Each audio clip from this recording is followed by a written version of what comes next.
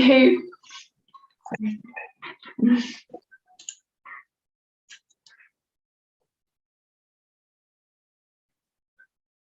I think we're live. Welcome. Welcome to YouTube. I'm Dante. You can't see me right now, but I'm going to post the link into the YouTube chat, and there you can join the meeting if you would like. So you can submit your questions every week in... Oh, I don't want that. This happens every week, same time, Thursday, 12 p.m. Eastern time. And you can submit your questions in Zoom, or you can submit your questions in the chat box. It's easier to do it in person, live, than it is to do it by text, because we can go deeper into your questions. However, it is ultimately entirely up to you.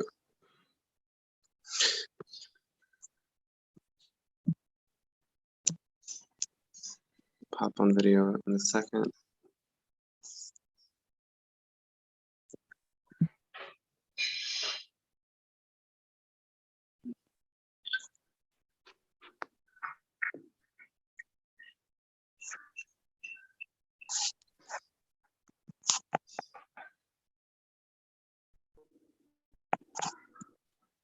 Okay.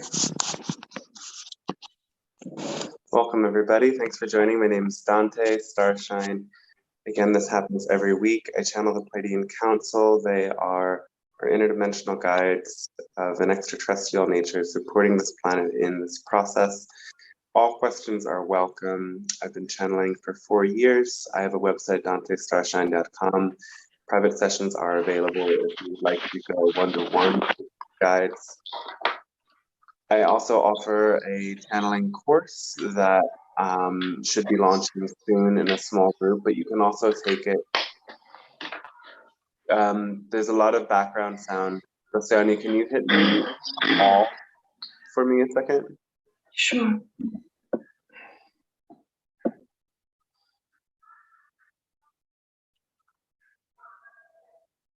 So, okay. Channeling course again, it will start whenever you want it to start, actually. As I'm doing it one-to-one, or you can actually just get all of the pre-recorded materials that take you through the process of channeling and learning to channel, learning to do different intuitive skills, and then join a group of people online who have already taken the course to kind of reflect and practice with each other.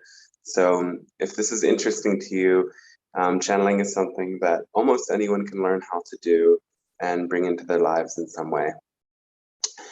These sessions that I do are on a donation basis. If you feel you benefit from this and you'd like to support me continuing to offer this for free, you can send a donation to the links that are in the YouTube comments. They're the first links. And it really helps me out in continuing to share this, and I welcome that support. Keep yourself muted if you're in the Zoom room and you're not speaking. Whenever the person who's interacting is complete, you can unmute yourself and ask a question. In between, when nobody steps forward, Bastiani will read the questions that are typed out. And keep in mind, there are themes that we cannot cover in these transmissions, hence we'd have a private transmission tomorrow, every other Friday, for those who want to discuss things of a more personal, private nature, or things that are not allowed on mainstream platforms like YouTube and Facebook. Am I forgetting anything, or are we ready to dive in?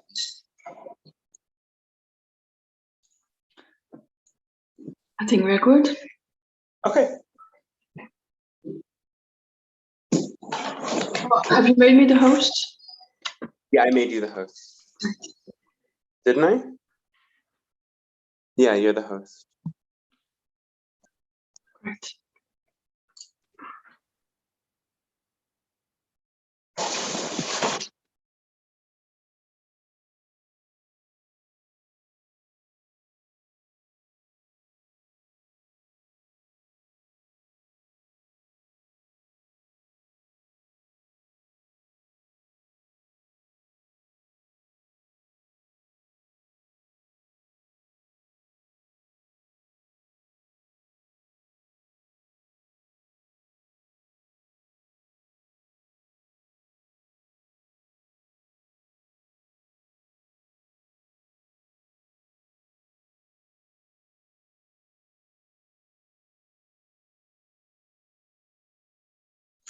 Oh, you have muted yourself, Dante.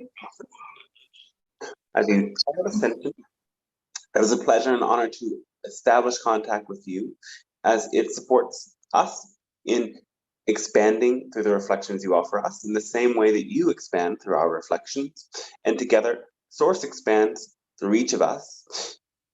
So our appreciation is with you. Today we would like to speak to this idea that healing is feeling.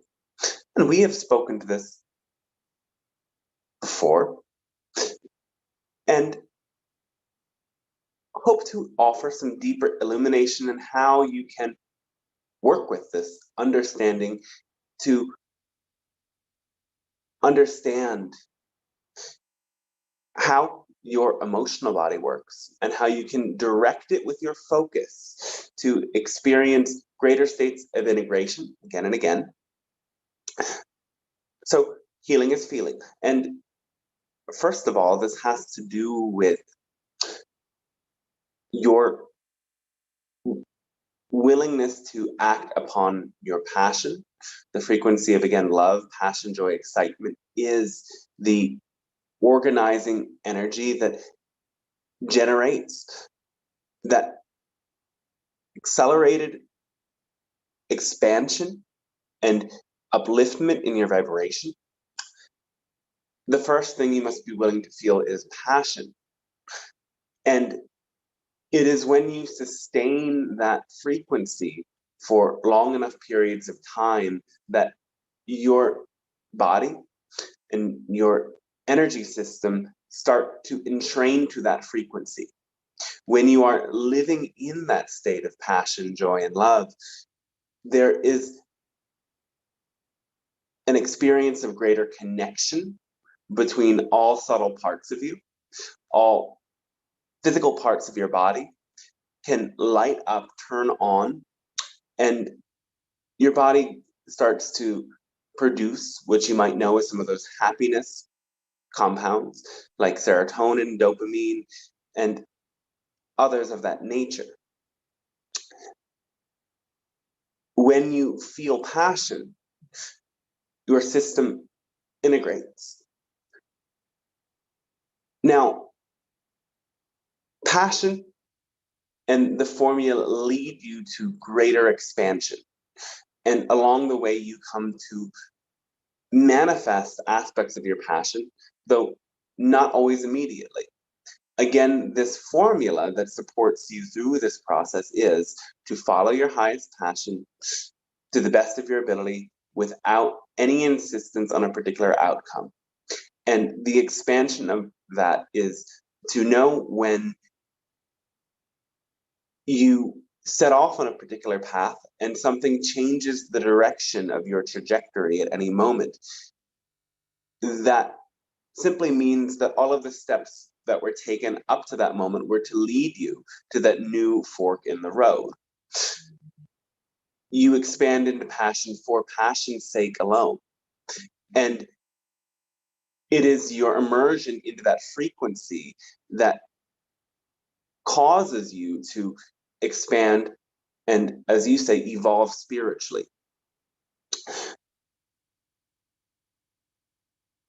When you encounter an obstacle, or really an inner obstacle, such as a negative belief, then again, what you must do in order to move that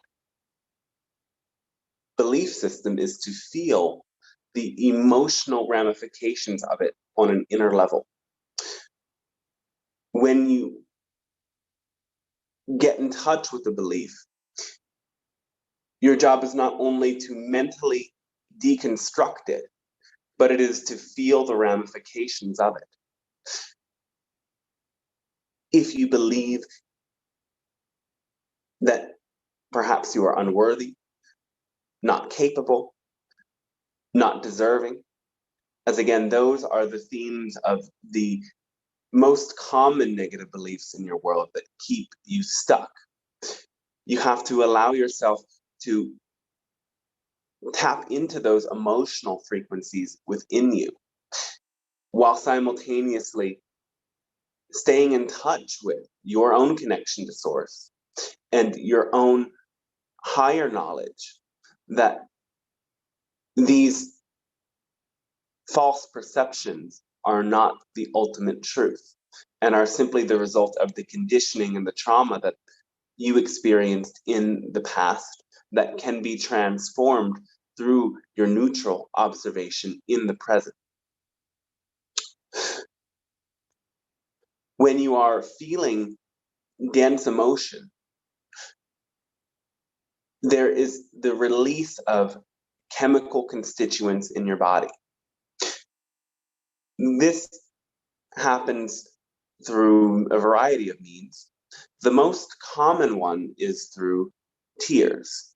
This is perhaps the most potent of the ways that you release energy. The patterns and formations of the crystalline water molecules in tears are observed differently through a microscope depending on the kind of tear that is released.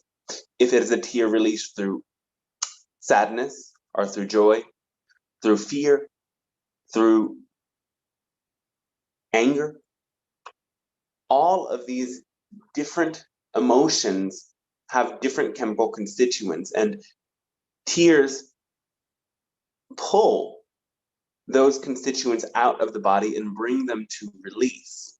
Thus, your observation of these crystalline structures points to the fact that the ways your body releases fluids in this nature is literally moving built up energy that crystallizes into very small constituents deep inside of your body. This doesn't just happen through tears. The more common way it happens is through sweat, also through the ways that you excrete from your body, the waste functions, release chemical constituents, and of course, when you sneeze and various other ways, your body is pushing out those stuck energies. Now, when you tap into these emotions, there is this subtle shift. If you allow yourself to feel it, you can also even notice your heart rate changes and sensations of energy move through your body. Those sensations are, in a sense, sensations that were trapped in time. When you learned this negative belief about yourself, it created a loop of the same emotional patterns playing out on subtle levels. And again, those loops continue and continue until you bring yourself to face them directly and head on, as you say. For when these emotions are felt unconsciously, and instead of being willing to sit with them, you use something as a distraction or as a way to push those emotions back down, the chemical constituents, in a sense, continue to build up. They get stronger, more pronounced within you. So as you go through your life, emotions that are generated around any given theme or any given event in the so-called past stay exactly in the state that they are until you bring your willingness into them to feel them. And this is why if somebody has something very traumatic happen in their childhood, they will have recurring fits of emotion throughout their life without necessarily understanding why, until they remember what happened and they create a safe space to feel those emotions completely. As has been said by others, your vibration around everything is exactly where you left it. So if something triggering happens in a relationship or in your work or in any area of your life, and instead of addressing it, you move on to something else, all of those emotions that you avoid stay within you at unconscious levels. And everything that is unconscious in your field seeks expression. Unconsciously, you start to behave in ways that attract an outcome that is emotionally similar to that which you have suppressed.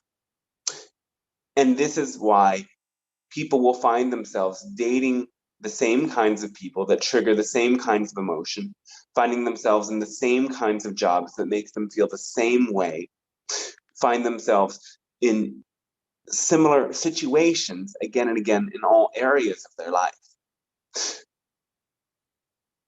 So it is increasingly important in the present and in the times to come that you come to integrate all that you might have been avoiding. Recognize that there is no actual running, there is only postponing. But when you postpone, those chemical constituents of the emotion get stronger and stronger, and eventually you will have much more to release the longer you delay the process. So your healing in the moment is, in a sense, that priority. Again, coming back to the first thing we said around this idea that healing is feeling, it is both the feeling of the negative and the feeling of the positive. So the idea is that you must feel all of the negative built up energy in a place of neutrality. And in that neutrality, once the negative energy diminishes and releases from your field to a sufficient degree, you can start to cultivate the positive energy in that area. Any emotion that you experience has an opposite. The emotion is essentially a belief that restricts the positive expression of passion in that given area through some notion that you don't deserve it, or it is not possible, or something of that nature. And so by coming to experience and feel the opposite emotion of those that have been held in your field for prolonged periods of time, then that is when healing is actually complete. And that is when you close a cycle of any given theme. So healing is feeling is, again, both the willingness to feel the positive and the willingness to feel the negative. And it requires a neutral frame of observation in order for those two sides of the coin to live through you. The neutral space of observation sees all energy as simply that, energy. All energy belongs to source. And it is your, in a sense, restriction or judgment or fear of what could be negative. And for some of you, it is your fear, judgment, or restriction of what is positive. Because love that you have expressed in the past was rejected. So it is getting extremely comfortable with both your own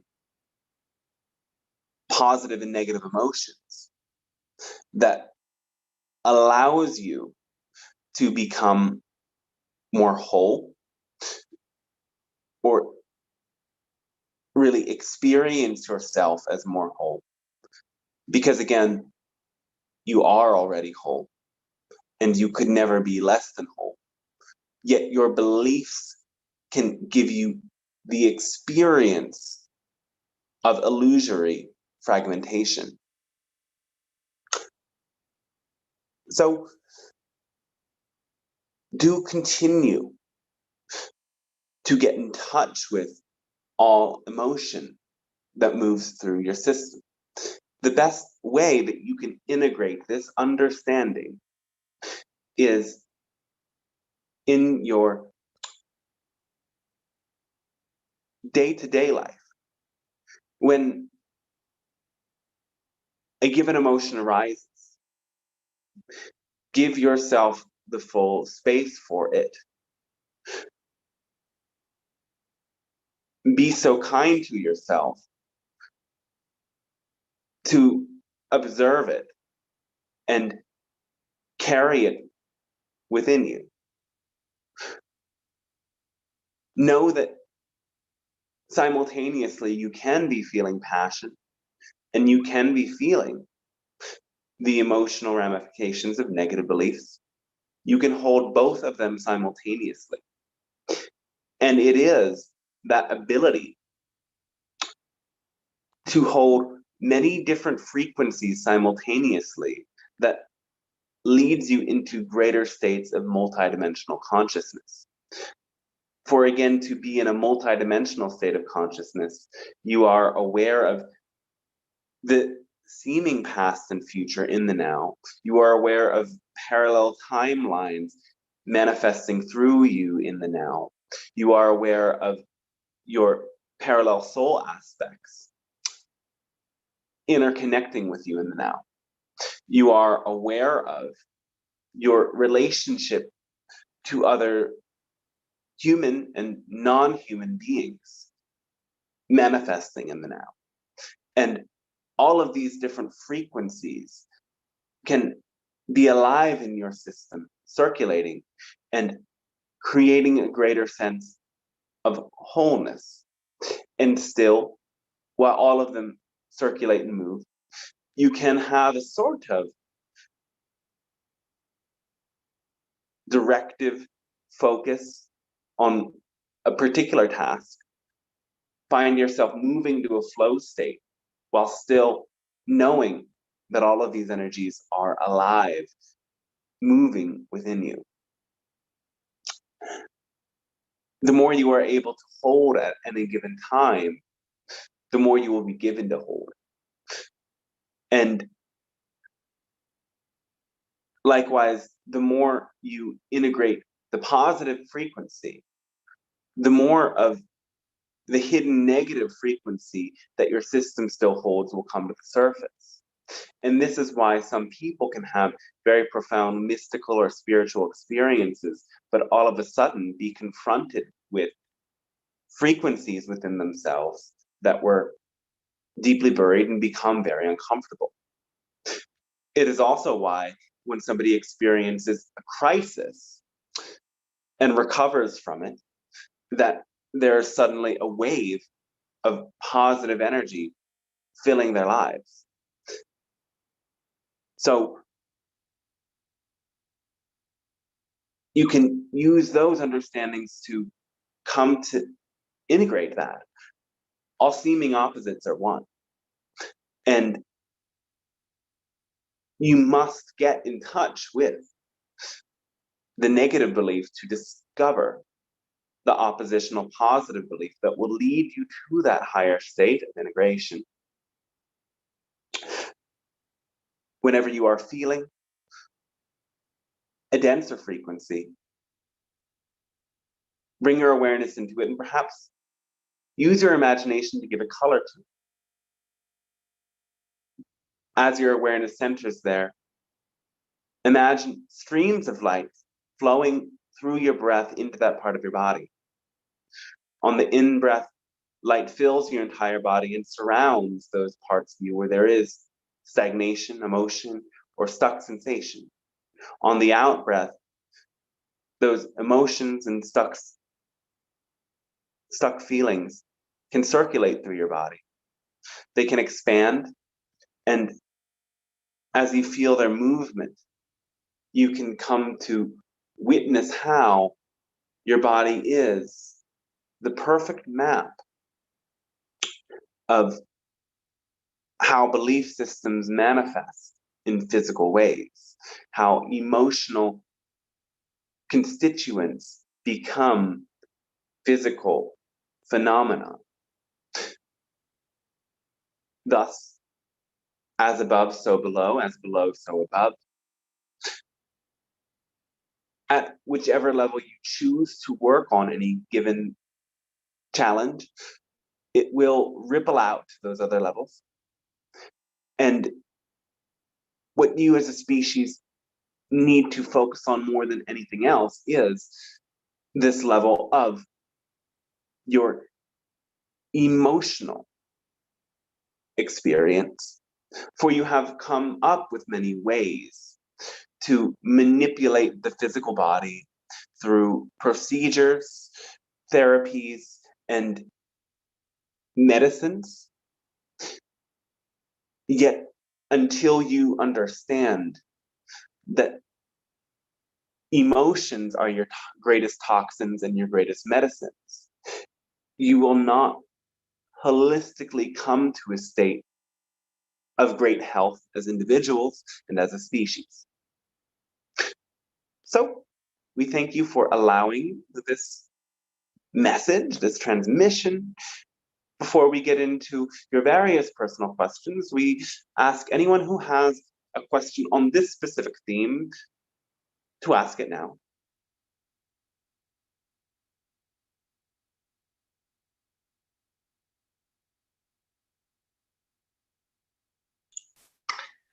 There's a written question here from Mikael.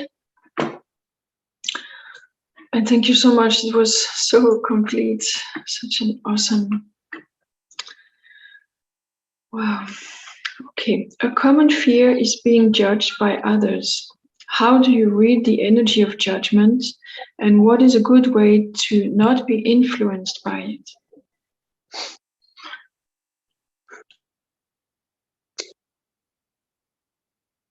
Understand that here are resonating energy fields. If you are feeling another person's judgment, it means that you are judging a part of yourself. So you may not be judging yourself for the same reason that the other person is judging you, but you are only able to get, in a sense, lost in that emotion because you are maintaining a judgment about yourself. So get in touch with what that belief system might be. What do you believe to be true about yourself that causes you to judge yourself, causes you to restrict yourself? At the same time, recognize the other person cannot judge you unless they are judging themselves. So whatever quality the person sees in you and paints in a negative light is something in themselves that they are unwilling to accept and integrate. It might be something that they are constantly fighting against and suppressing in themselves. And they see it in you, and then they project their negative energy onto you. If you had no judgment of yourself, whether it is of that quality or any quality, you would see this mirroring process and you would be able to send light back to the other. So it is that combination of those two things. First of all, recognizing if you are able to feel judgment about yourself, it means there's a belief system in place, regardless of whether another person is sending a judging energy to you or not. And then your ability to reflect unconditional love back to the other helps you in maintaining a source connection and understanding that this interaction could only be possible because both you and the other are resonating at that same frequency of judgment, regardless of what the judgment is about.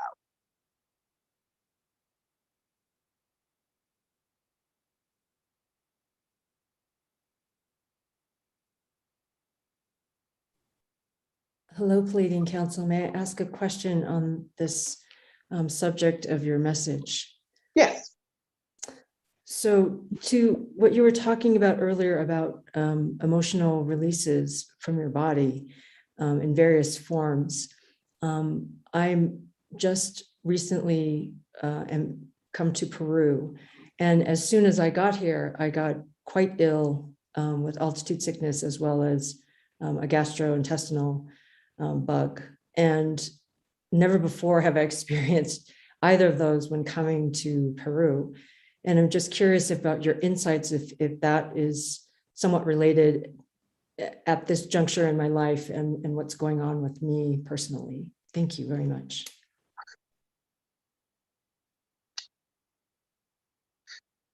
So work with these sicknesses as metaphors in a sense. Altitude sickness, you are going too high for yourself.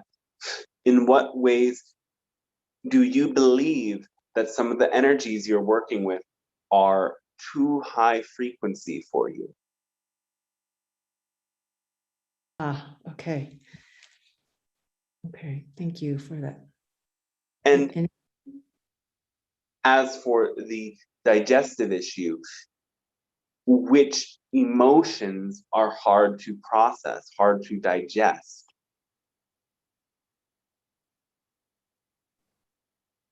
Okay, that makes a lot of sense. May I have a follow-up question to the first part? So about the altitude, so is it, just to clarify, or so that I can better understand, is it about understanding what high frequencies I should be at or feel right to me, or am I trying to, can you help me understand that a little bit deeper? Thank you. Do you believe that you can maintain high frequency energy? I see, yes. Yes, I do believe that. Do you fully believe that? I'm working on fully believing that. And perhaps this is my message. Yes, the sickness is the manifestation of the part of yourself, or again, belief system specifically, because that belief is not necessarily you, it is simply something that you maintain the structure of. And the sickness brings you to see that belief, to witness that perhaps for whatever reason you don't fully believe that you can maintain those frequencies because either it is hard work, it is only for special people, it would require too much change. There are many different factors that could be at work. So identify what feels like a perspective you are holding and undo that perspective. Because the truth is, you are, again, source, and you can be at whatever frequency you prefer to be at. The more you raise your frequency, again, the more of these beliefs will come up to try to maintain the frequency that they are at. And all you are doing is essentially creating new beliefs that help maintain your vibration at the higher frequencies. Okay. Thank you so much. So much gratitude and love to you, Pleiadian Council. Thank you. Yeah, thanks and love to you as well.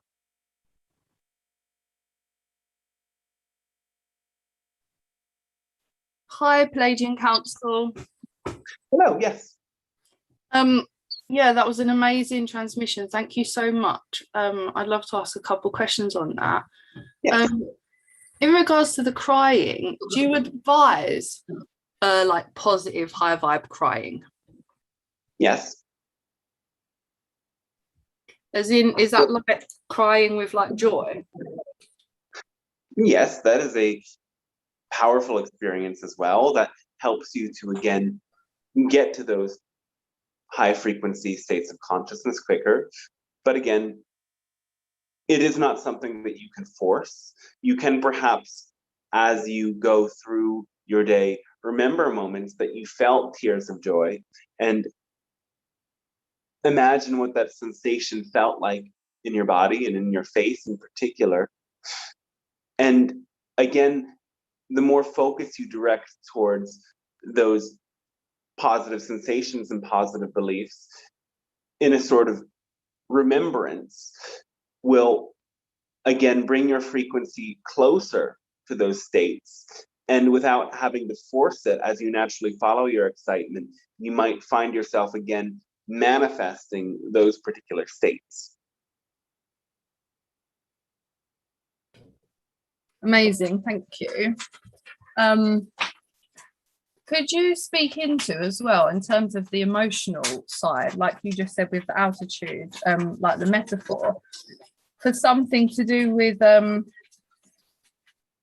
obviously I don't mean to label myself like an addict of any sort, but in terms of sugar, I know that there's like such deep like childhood memories of sugar being such a helpful tool to kind of get through difficult times, and I was just wondering if there's any like metaphors that you felt were relevant on that.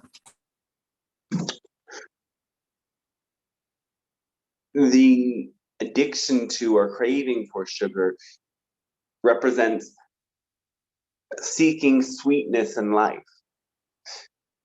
So sweetness are all forms of pleasure.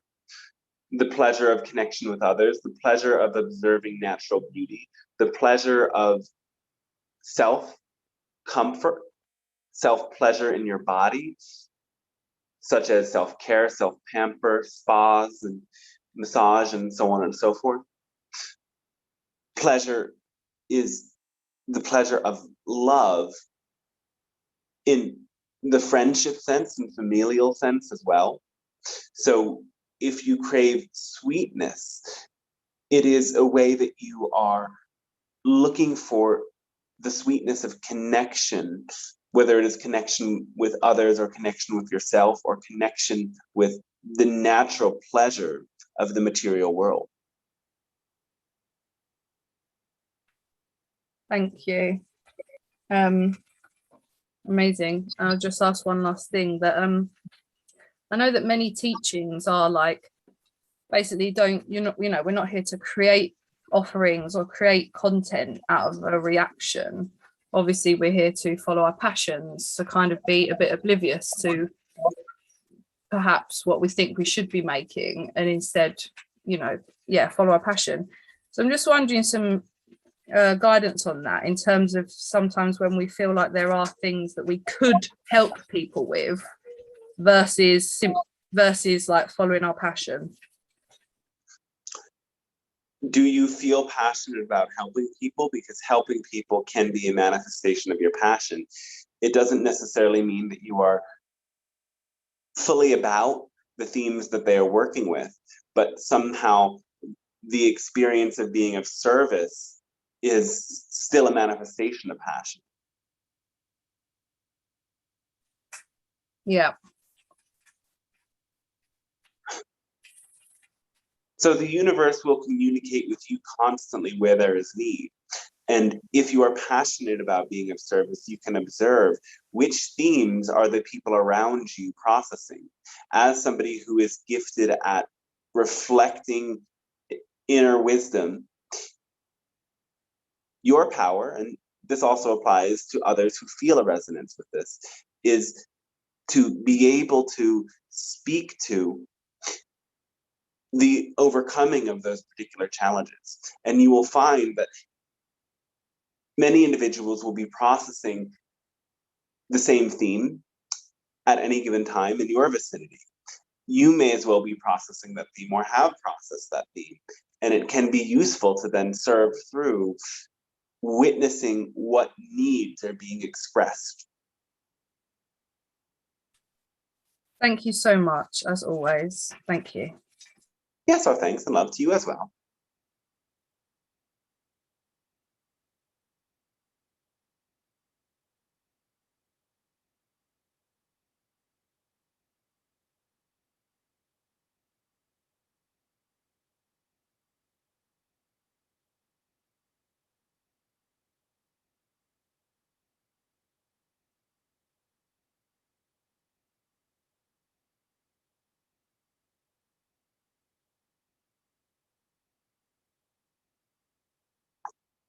We can open up to questions of all natures at this time. May I ask a question? Yeah. It's actually still on this feelings topic. Sorry, I was trying to unmute. Yeah. So thank you for the transmission. That was really powerful and resonated with a lot that I've been thinking about, as I have noticed a lot of my maybe negative emotions tend towards irritability.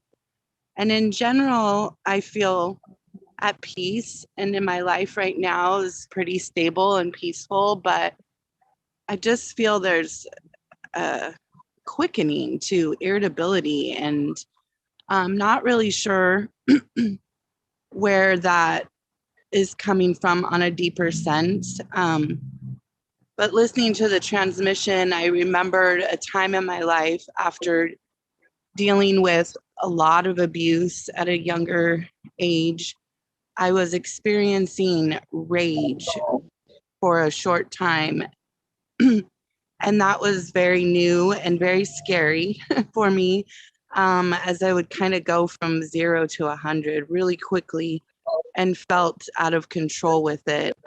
So I'm wondering if this is left over from that. And I don't really know how to tap into that, as that was something that just felt almost out of body. So do you have any suggestions for that, for getting to something that is so deep, and even below the rage is probably blocked emotions from some of that abuse that also feels out of reach?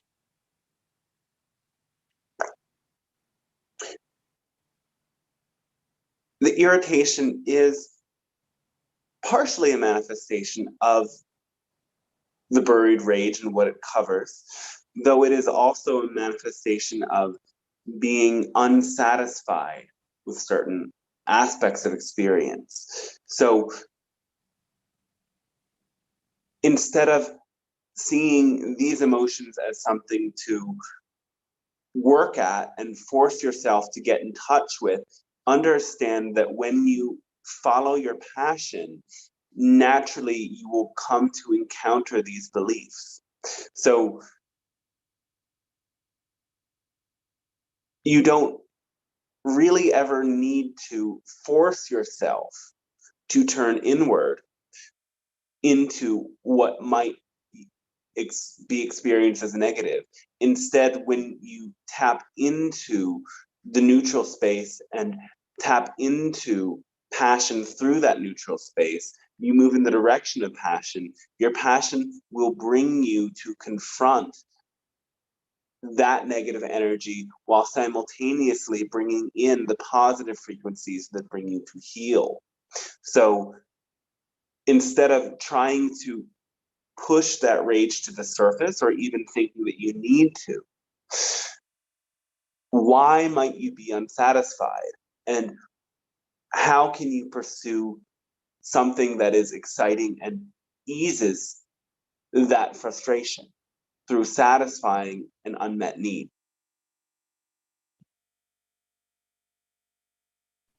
Wow. That's perfect. Thank you so much. Any other questions about this? Does that also ring true for the unknown emotions from like way early childhood? Yes. Okay. And it doesn't mean that when they really come to the surface, it is not useful to pursue a form of therapy, though understand that they will come to the surface when you naturally tap into your passion.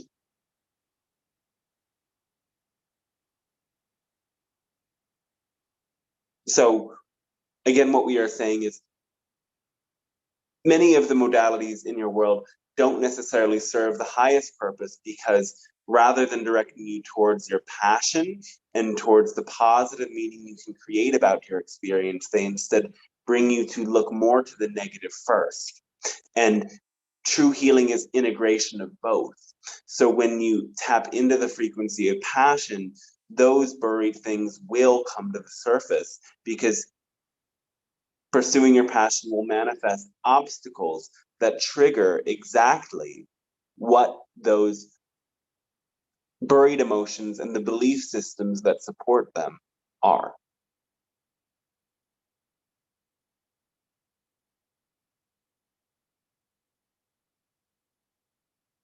Can you play with that?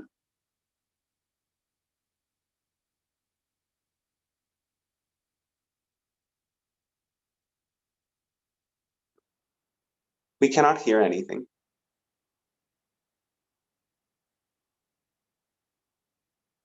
The person muted themselves. Oh, all right. Well, we hope that is sufficient and complete for you.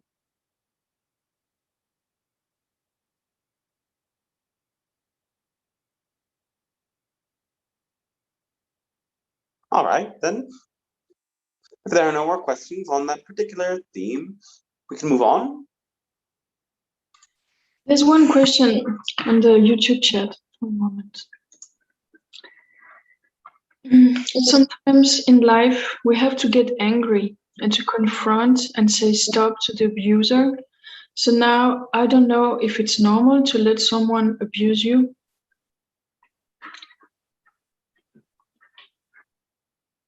Is it normal to let that happen? No. Do you need to get angry and confront them? Sometimes. That depends on if it is relevant to maintain connection with them. Because if there is no positive, or if there is no agreement or commitment that requires you to maintain that connection, if somebody is truly abusive to you, the best thing to do is to completely cut them out of your life. And that will be the reflective mirror for them of the impact of their behavior more than anything you could potentially say to them. Now, again, if you are in a commitment with this person and you have to engage with them up to a degree, again, look first to ways that you yourself might attempt to prove yourself to be right, because healing is not about being right as much as it is maintaining a sense of sovereignty and control over your own reactions. To be able to be loving and nurturing towards yourself and maintain that boundary, you can express that energy with anger. And the emotion of anger is often used unconsciously to shake off energetic attachments between people. Anger is a cutting frequency that can sever ties and let you loose. You don't always have to express that anger to do so. Sometimes you can go inside to a place where you can get in touch with that emotion and burn through your own beliefs, and then also cut and sever the connections that don't serve. And from that inner space of alchemizing the emotion, cut ties with those that are truly treating you in negative ways. Again, remember, you don't need to prove anything to these others. You only need to remove them from your field when it's relevant to do so, so that you can continue to follow your own path of passion.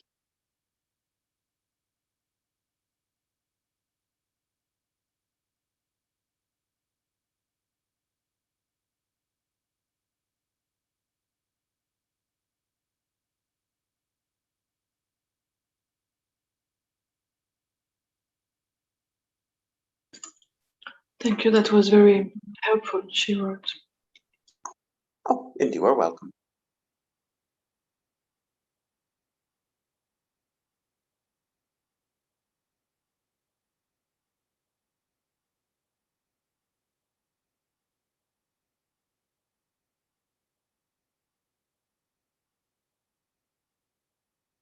Another question? Could you please speak about the fine balance in feeling the suffering in this world? Like children dying from poverty and from hunger and war and things like that. And the deeper knowing that it's all a dream.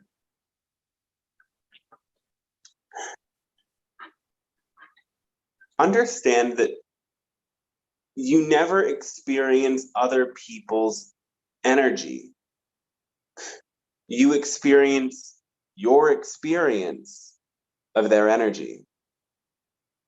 So when it comes to being empathic to the suffering of others, you are not literally feeling their pain. You are feeling your experience of their pain. Your experience of their pain is maintained by your beliefs. So what you believe about the suffering in the world creates your suffering in relationship to that suffering. Do you understand?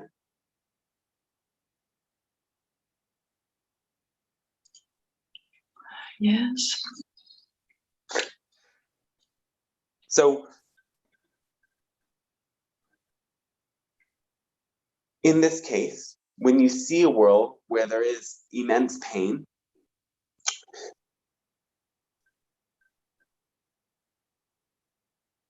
one thing to remember is souls choose to incarnate into the particular experiences that will help them grow the most, knowingly at that soul level, well, unconscious of the impact on the human level. The understanding of the suffering in the world leads you, hopefully, to the belief that you can change the suffering in the world. Most of the impact that is had emotionally through witnessing the suffering of others comes from the belief and perception that one can do absolutely nothing about it to change it. But this is not true at all. Because again, the more you maintain a frequency of passion in your field, the more that creates a point of resonance for others to come into contact with that frequency. You can generate passion through selfless service to others, through generosity, sharing, and caring. But that doesn't necessarily have to be what you do with your energy in order for the passion that you generate to again create a point of resonance for others to ride. Actually, the reason why I'm asking is because it's more the opposites. Sometimes I feel that I'm maybe in a sense not very I don't have so much empathy, or because I'm not really sad even when a member of my family dies, or where I hear that some animal species are going to extinction, or even, I mean, the deepest suffering on earth, because I have this deep understanding that it's, yeah, we choose our reality, and there's so much love behind all of this, and we all come to learn. And so is that perspective coming from your own deeper spiritual connection to source, or is it a kind of resignation, a way that you have numbed yourself so as to not feel as much of your own pain?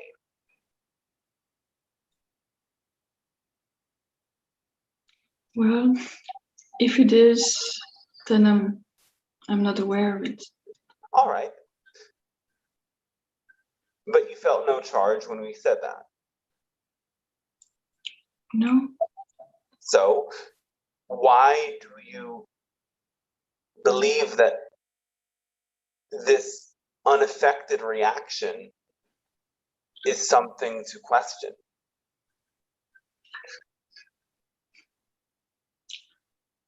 Well, I guess because I'm comparing with others, or Yes. yes.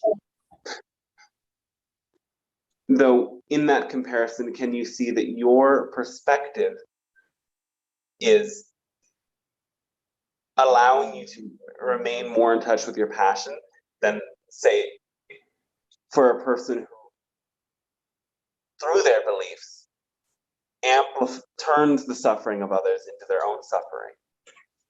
Mm-hmm. Yes. So isn't that process of comparison leading you to see that your perspective is, in a sense, more in alignment with source? Yes. I guess it feels good to have this Yes. confirmation that Yes. I'm not. Yeah. Thank you. Again, it does not serve any of you to lower your frequency to match the frequency of other people. You do not help at all by becoming sad about your friend's sadness. All you do is amplify that person's sadness. You can have a compassionate response, as in being aware of that sadness and not trying to fix it, not trying to aggravate it more, but holding it with love. And you can still feel an experience of the other person's emotion. You can perhaps remember times that you felt sad and even get in touch with that emotion within yourself, while simultaneously recognizing it is not you, it is not yours. This is the response of true compassion. Yet the sympathetic resonance brings you instead to match the frequency of other people. And this is often the result of conditioning of what you call codependency. Codependency says, I need you to be okay for me to be okay. And most of you in your world work in this dynamic between the vibrations of codependency and narcissism. Both of these frequencies insist that other people respond a certain way in order to have a solid state of self-sense. Yet, both of these states maintain great separation. So it is in coming to witness and recall that it is your own source connection and your own integration of positive perspectives that maintains your emotional frequency, nothing else. As you do that, you can surrender. You can again recognize that people who do not approve of you are not approving of parts of themselves. And that can help you to release aspects of those frequencies. You can recognize that people who are in negative emotions don't need you to fix them. All they really need is a space of love to be exactly as they are. And as your state of being becomes totally free from reliance on others, together with your connection to source and your guides, you can generate that, again, point of resonance that is expressed when you are truly in alignment with your passion.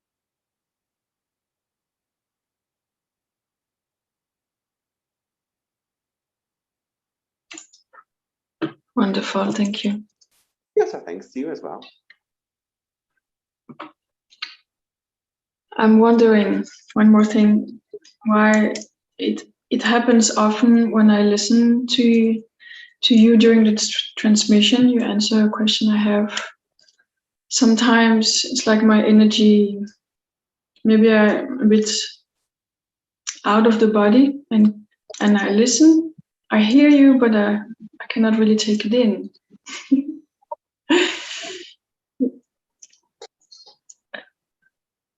You aren't taking it in on a mental level, but you are feeling a frequency nonetheless.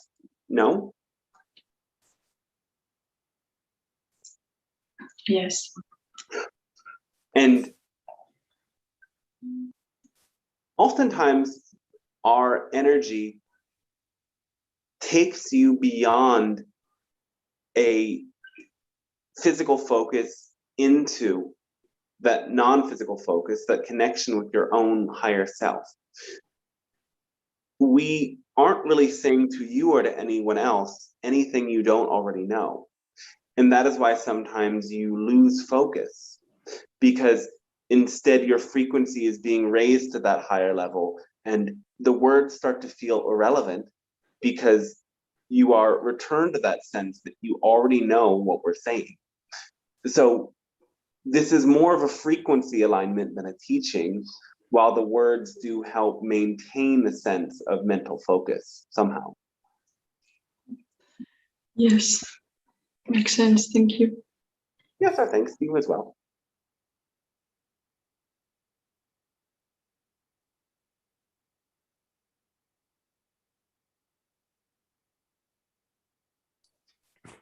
Hi, Pleiadian Council. Hello there.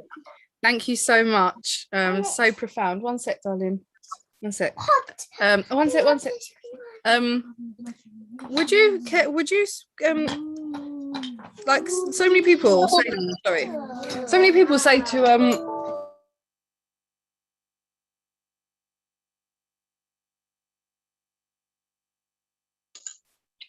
We can't hear anymore, Emily. We suppose we'll hear from her again in a short while. Would somebody Yes. else like to go for now? Mhm.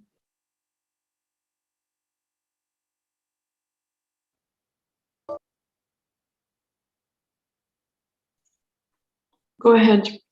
Are you back?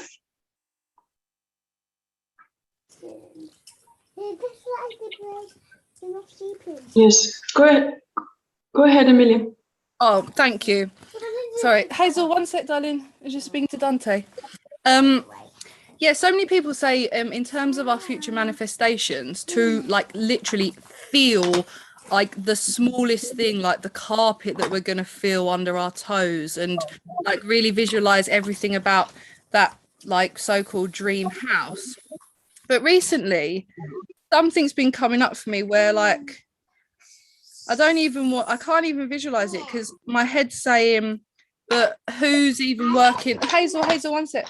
Who's even like working at the water plant and still and allowing me to have water pumps? Like, I don't even feel like I want any of that. I don't know. I'm just wondering, in terms of our future manifestations, like how far would you advise us to look ahead to therefore manifest the closest, best reality we can?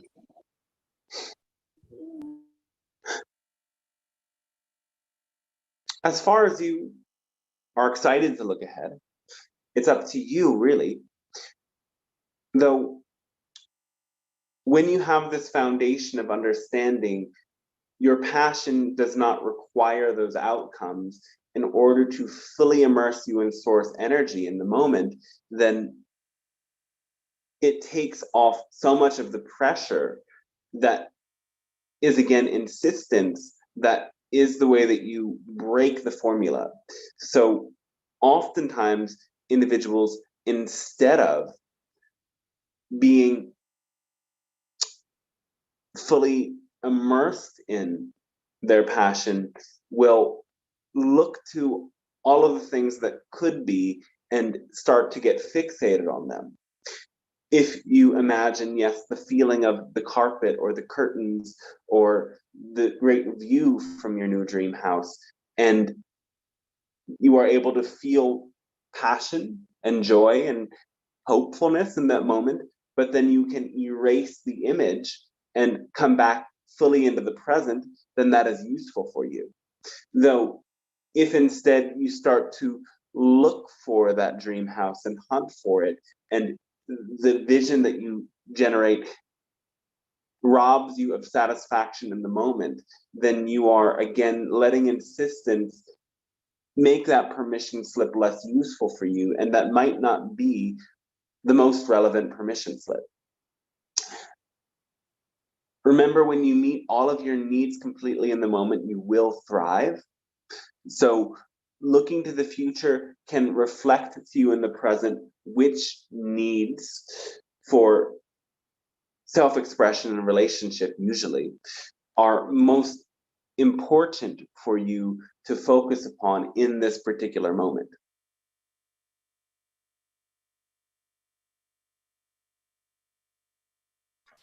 Thank you so much. Yeah. Oh, girls, one sec, please. But yeah, that is so powerful. Like everything is a permission slip, isn't it?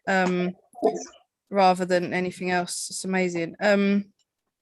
I suppose I'll just ask for clarification that the kind of programming, one sec, darling, the kind of programming to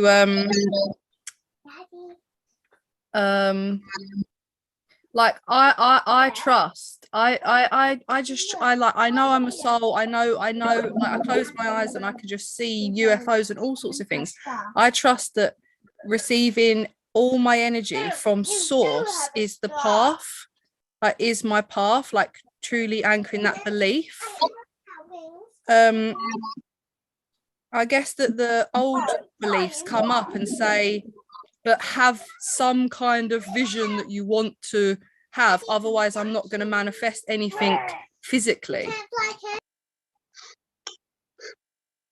Yes, the vision will help you move in that direction, though you don't necessarily need to have it. It is not a must. If what you're doing is focusing on your gifts, focusing on sharing them, focusing on creative pursuits, focusing on your connections, you can be sure that those things will expand and that they will lead you in positive directions. And if that's all you need to know, then that's all you need to know. If you want, for example, a particular place, a particular creative output or something in your future, and visioning that helps you and makes you feel hopeful in the moment, then that is useful for you.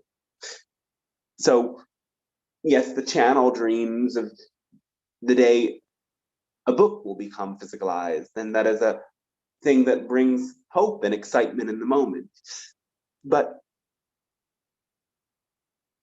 to focus on the when, the how many copies are sold, and so on and so forth, we don't advise the channel to think of anything of that nature. Because, again, when you start to insist that the actions you are taking must mean one specific thing comes to you in the future, it robs you of the joy in the present.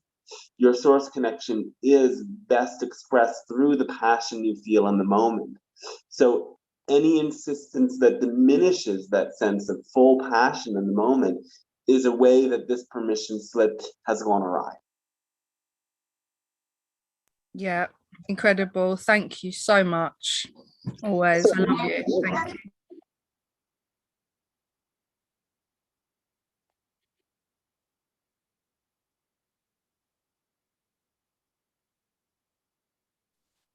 Hello, Great Council. How are you doing?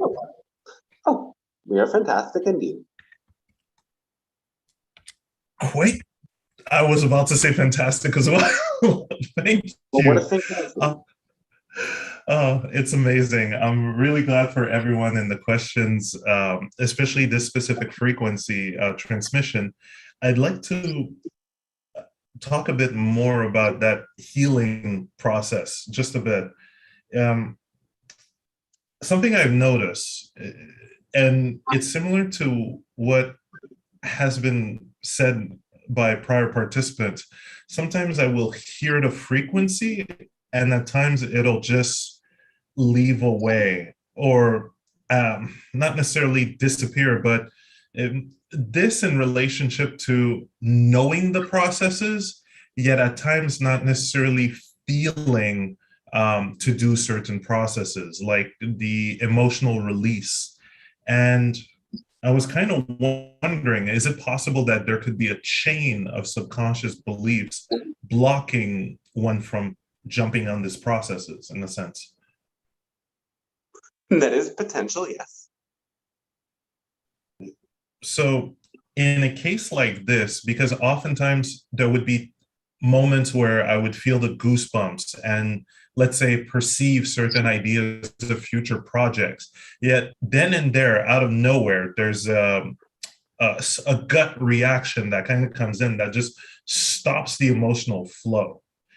And I was kind of wondering, would you advise to not necessarily forcefully put myself through sitting with the emotion, but at least some kind of a repetition or maybe an alternate way?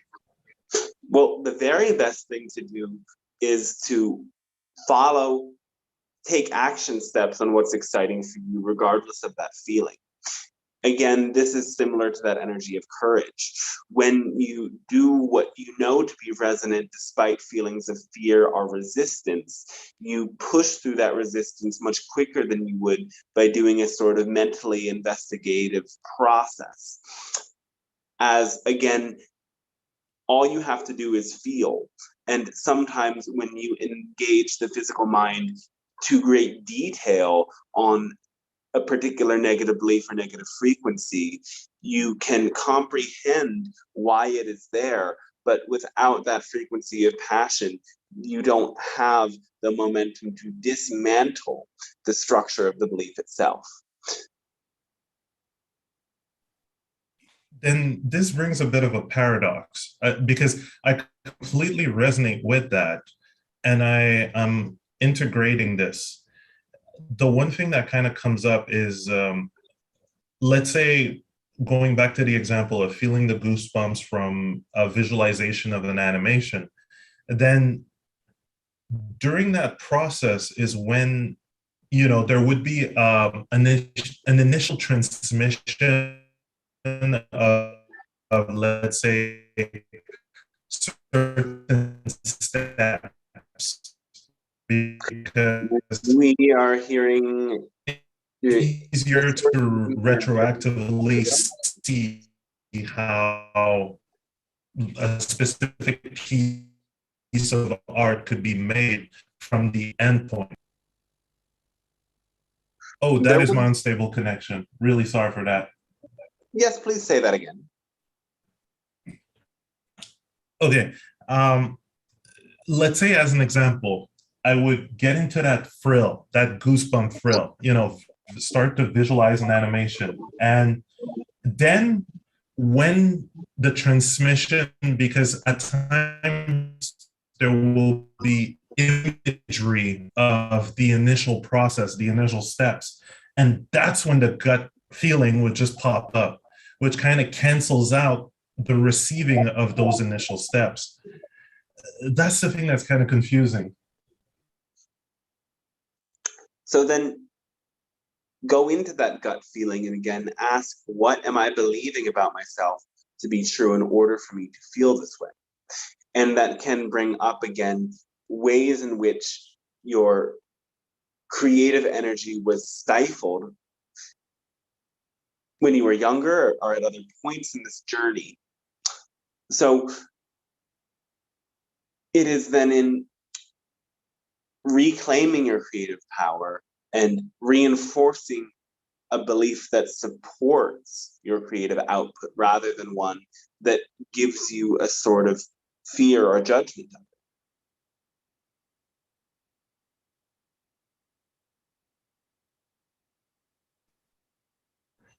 it. Okay, I'll work on that.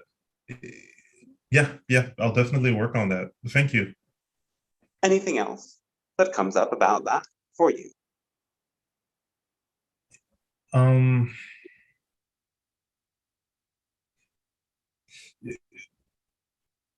I know, and I can experience, or I can link it to certain events that happened during childhood. So I And what guess, did you learn about yourself during those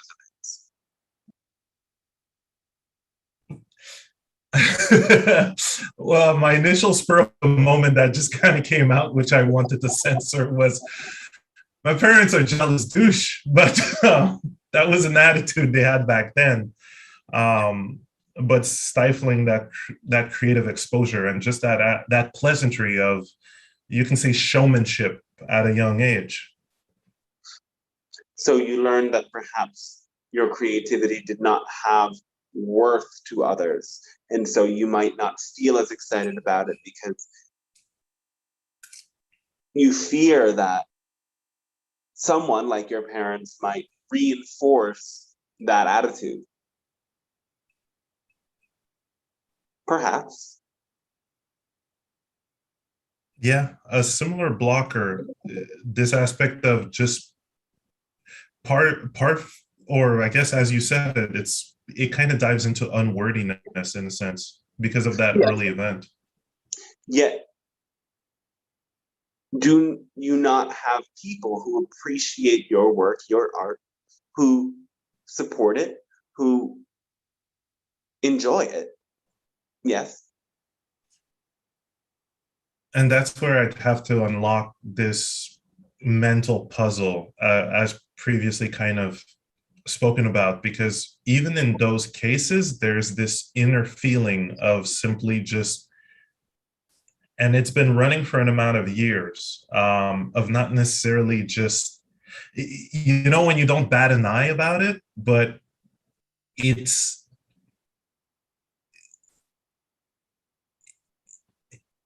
yeah, it's just this, and I don't want to judge the feeling. I just feel like I should judge the feeling, but it's like this feeling of not batting an eye about it, but that's completely ignoring the appreciation that goes into it, or for it. Well, both, actually.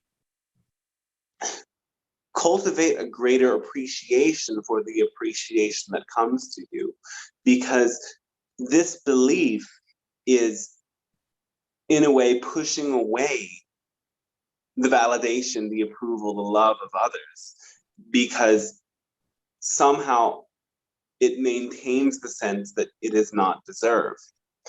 So recognize again, nothing that is given could potentially be not deserved. In order to have something or receive something, you must deserve it. Otherwise, it would not be there for you in the first place. Yeah, that hit the spot, because as we spoke about the chain, there was a prior event that just receiving something from someone else early on caused, or indirectly caused, a great pain to happen afterwards. So there was an inner pattern of simply just not wanting to receive. And like a freaking snowfall, it just starts to impact one thing after another. So, wow, that just became much clearer. Yes. So understand that receiving and giving are two sides of the same coin. When you receive, you take in more source energy that allows you to give more. So if giving is good, receiving must be better, in a sense, because you cannot give unless you have received. And as you come to understand that giving enhances one's own source connection, you are withholding others the gift of giving and expanding their own source connection when you don't allow yourself to receive. So everything that you receive, you deserve, unless there are conditions that limit you in your receiving of anything. Always open yourself to take it in fully, and always celebrate that your reception of it is your expansion to be more generous, more expansive, more radiant in your own sharing. Thank you. Definitely, thank you. This just cleared a lot. Yes, great. Thanks, and love to you as well.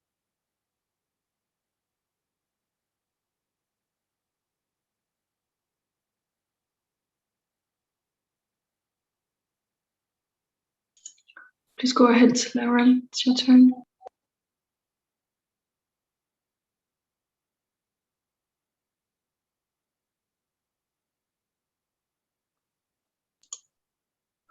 Are you there?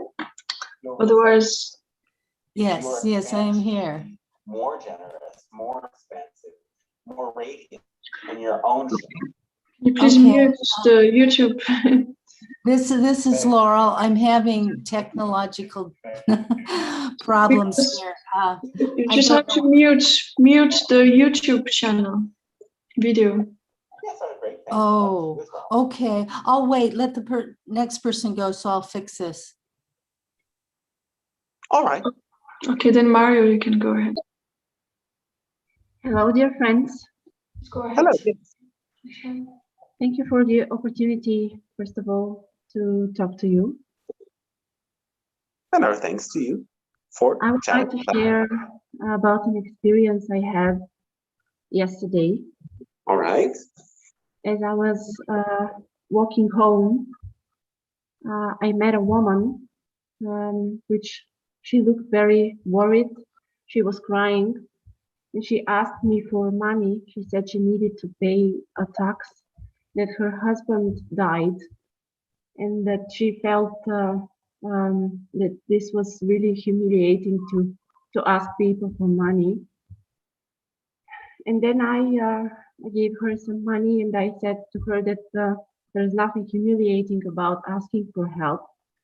And I also gave her some food. And I felt really empowered and really good about being able to be of service to that woman. And later on, as I was thinking about this experience, I realized that all of these beliefs that that she has probably are my beliefs too, about abundance, about unworthiness, about death, so on and so forth. So I would like to ask you to help me better understand this experience so that I can process it and let go of anything that is stopping me.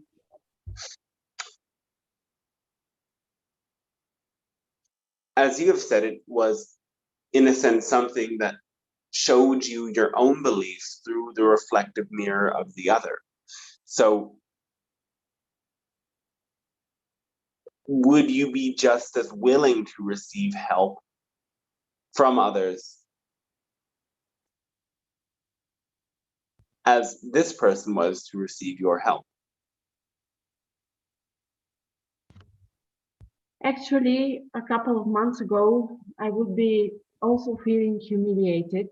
But right now, when she asked me for help and she said that she was feeling humiliated, I was very confident about what I said to her, that there is nothing humiliating about this.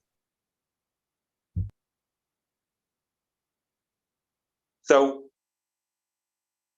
you are coming to understand you deserve and you are able to receive, and that as you receive support from others, it allows you to give more as well. Yes. And what more do you have to learn about this then?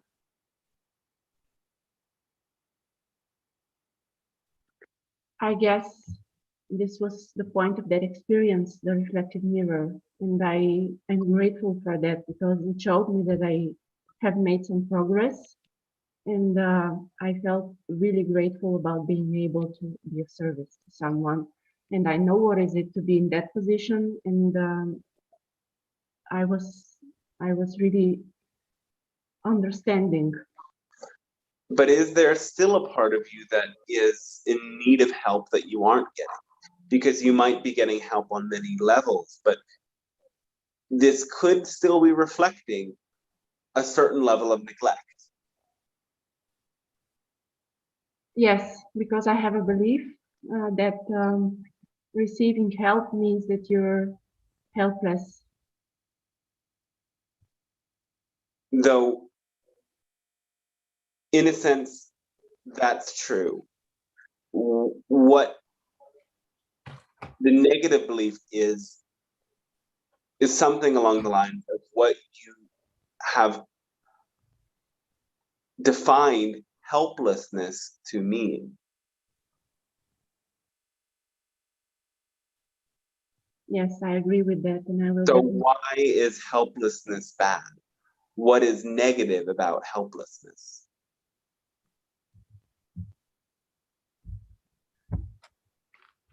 I guess the feeling that that you can't handle the situation, that you're disempowered, that you can't do anything about it, and you don't have any power, and that you're worth nothing, that you're worthless. So the belief might specifically be, if one cannot take care of all of one's own needs completely by themselves, they are less than and bad and lack power. Yes, correct. Is that true in the perspective of an infant, of a baby? Must the baby meet all of its own needs? No. Is somebody who has a physical or mental disability requiring to meet all of their needs? Are they unworthy if they cannot meet all of their own needs? No, definitely not. And I am oversensitive about those kinds of people. I mean, people who are having a situation, I'm always reacting emotionally about them and about their situation. Yes. This is So, part of the whole situation, I guess. Though here, this is love for yourself and compassion for yourself that is being brought to the surface through the reflection of the other. Because again, the truth of your human nature is that relationship is a fundamental need. You need to relate in certain specific ways that reflect to you your own power. There are certain aspects of yourself that you cannot see without the mirror of the other. And those parts of your field are so hidden from you without others that there's no way to access them. So relationship is a genuine need, and it is not something you can meet on your own. There are some needs of relationship that you could fulfill with the idea of a spirit guide, but some relational needs you need other humans to fulfill. So when you maintain a belief that you are less than or powerless, if you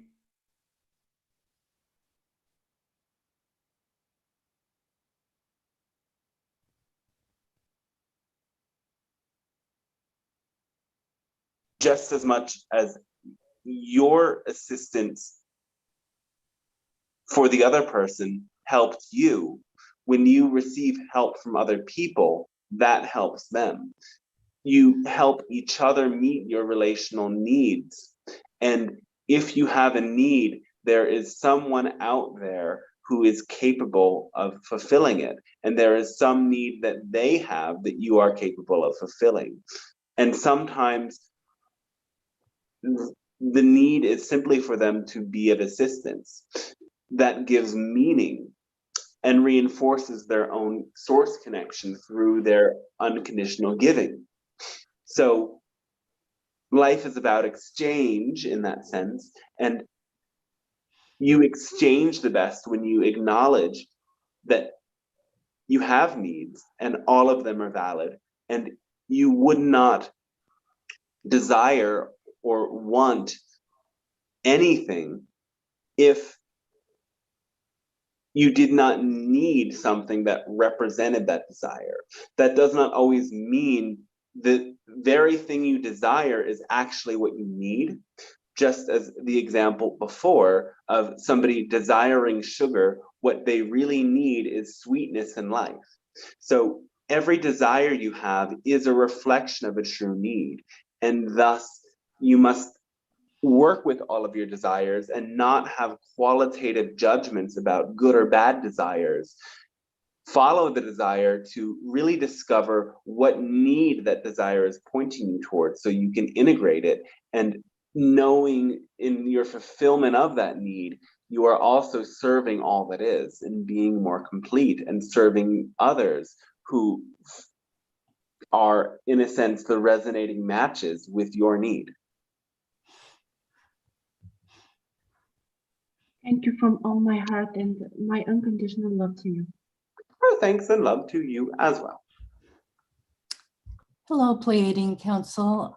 This is Hello. Laurel, and I'd like to ask you a question about messages that I get in my hypnagogic state. Sometimes they disturb me. They're upsetting, depressing. Some of them feel like something is trying to threaten my physical body. Threaten is kind of a strong word there, but it's also been suggested to me through intuitive / psychic type of a person that maybe I have an agreement with beings in another star system, and perhaps I need to renegotiate, but how would I do that with my human mind without knowing what the agreement is? Well, that is a bit of an extra explanation of this idea or this experience. it is not necessarily an agreement. It is, first of all, fundamentally a belief. Your belief in your unsafety and the insecurity of this experience of the physical dimension leads to any psychic information you pick up being distorted through that belief. So you have to, again, look at where that belief that you are unsafe comes from, and then come to redefine safety. As safety is only meeting all of your needs.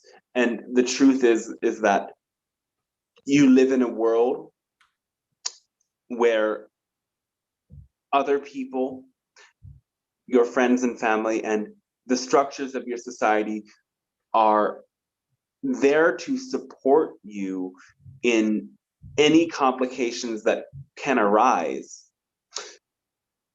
You can come to understand that no matter what happens, there is support in the background. And you can come to understand that your physical body is set up to maintain itself. And you can come to understand that there are no non-physical invaders that can come to affect your system without your permission. So am I giving them permission on some level It to is not speak to me? actually happening from our perspective. What is happening is that you are distorting psychic information through your negative beliefs about your own lack of safety. Oh, I see. And is there a way to interpret where these messages are coming from? Are they coming from different beings or? They're coming from you. Ah, They're coming, again, from your own higher self, but they are distorted through the human level belief systems that you've developed. So the source of the messages is not as relevant as the fact that you yourself are causing this information to be distorted in a fear-based way through fear-based beliefs. okay. Okay. Thank you so much. You're welcome, yes. So come to restore your own sense of safety. Anytime you feel unsafe, remind yourself you have food in your fridge, you have a warm shelter around you, you have a device and you can call up a variety of people and services at any given moment. You live in an area where no one is necessarily going to bust in your house. There are no bears around you or mountain lions or anything of that nature. Touch your body, pat your legs, use sensation to remind yourself that your body is safe and okay. And again, clearing that emotional charge of fear by getting in touch with it and replacing it with the emotional charge of security. Notice, again, the times in your life in which you don't feel unsafe. What are you doing, or who are you in a relationship with, or what are you thinking that reminds you that you are safe and it is okay to flow? When you develop self-awareness in those moments of what is exactly reinforcing your sense of safety, you can remind yourself of the connections that serve you when the unsafety comes up. So if I have a belief that I should be willing to leave my body, go to the other side at any time, because if God wants me, then and my human self is saying, no, I'm not ready. How do I deal with that? Well, you comprehend the notion that death is a beginning, but you believe that death is something to be feared. So you're mixing up beliefs with ideas that you can comprehend and and that you can logically prove. Again, beliefs are beyond logic. Beliefs are notions that you hold to be true at both conscious and unconscious levels. Comprehension is conscious, and in order to make something a belief, you have to take the conscious into the unconscious. Okay. And just one more question, because I think we have to go, but so am I trying to be contacted by a being from another star system? Yes. Okay, but that communication will not be fearful if I work with my beliefs. Yes. Okay, thank you. Our thanks to you as well. And great love.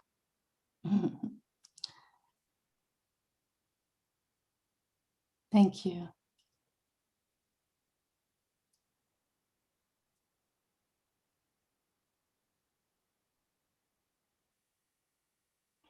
other questions?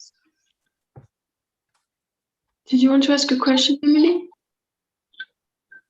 Yeah, thank you. I'll read it out because I typed it. I wasn't sure if I had enough time. Yeah, a channeler that I highly resonate with is newly activating her higher codes of abundance, and she said to the universe this month she would make $100,000 British pounds, and she's made 80,000 already. And she says to me personally, stand in 100% knowing and command the universe to serve my heart's desire.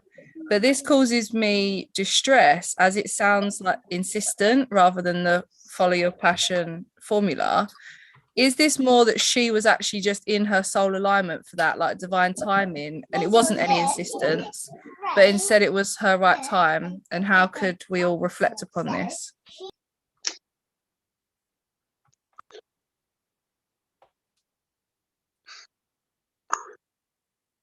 Someone who manifests something must first fully believe in their deserving of it. And they must also believe in their capability of creating it. And they must, again, move in that direction in order to manifest it. The challenge is that many people who do manifest this will teach others how to do it, focusing only on the strategy. In other words, sharing the permission slip without having that understanding of the subtle frequency that works behind it. So it is then your job to understand what the subtle frequency is. Instead of mimicking other people or copying their permission slips, recognize that you will have your own way of doing it. You will have your own permission slips. And the real subtle mechanism is belief and persistence. And of course, being in alignment with passion. Because again, often if you mimic somebody else and you're doing something only for the outcome, that diminishes your passion. So the feeling of resistance that you're feeling in connection with certain teachers is usually a sign that their way might not really be your way. Yeah. And again, when you're fully in alignment with your passion, you will know why you want and need the resources that you want and need. When you want and need to manifest something based on a fear of scarcity, that is not true passion. But when you feel the abundance of the universal fact that, again, abundance is the ability to do what you need to do when you need to do it, and you have a good reason that you need any given amount of money, it'll be much easier to find yourself coming into alignment with that manifestation, because it represents a genuine need rather than a false need that covers up scarcity.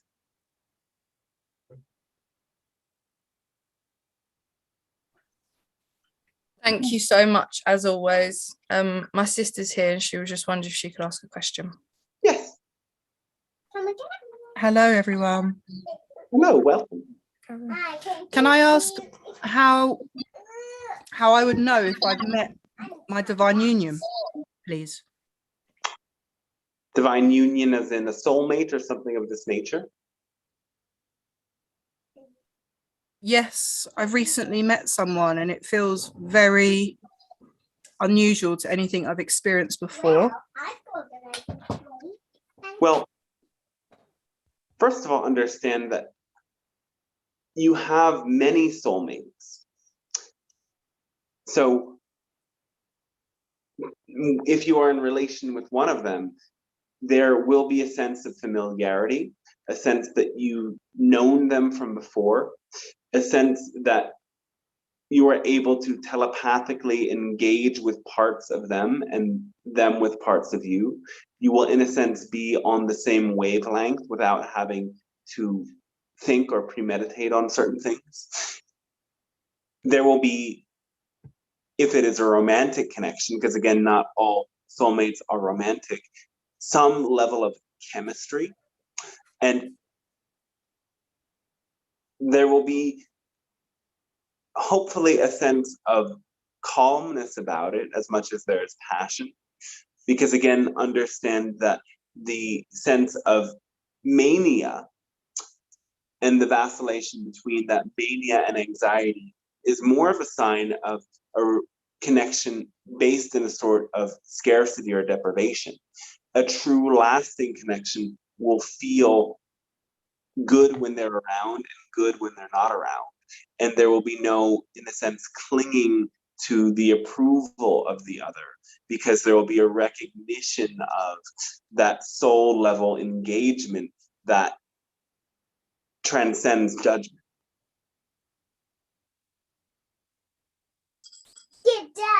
Thank you so much. Oh yes, thanks to you as well. Lots of love. Our love to you as well.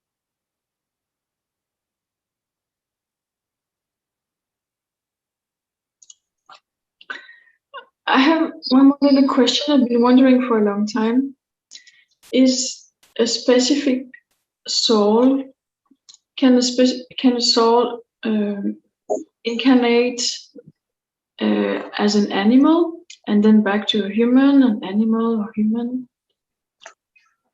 Well, you might have many animal incarnations as part of your oversoul, but again, know that the specific being that you are, the specific soul that you are, does not actually reincarnate. The other aspects of your oversoul are incarnate at different points in time and space. When you move into non-physical, you are in a sense more in union with those other aspects of your oversoul, and in a sense you gain more access to all of their experiences across time and space. But you do not become anything other than who you are now. Instead, return to a remembrance that you are much more than what you are now, if that makes sense. I see. Thank you. Yes, our thanks to you as well.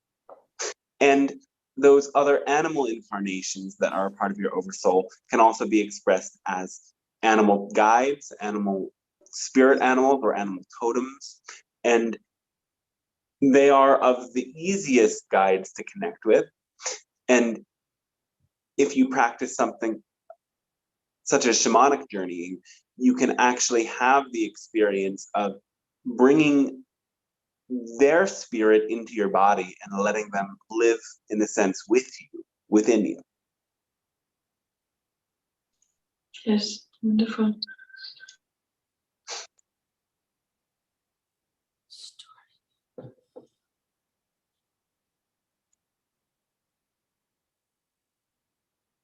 All right, any final questions?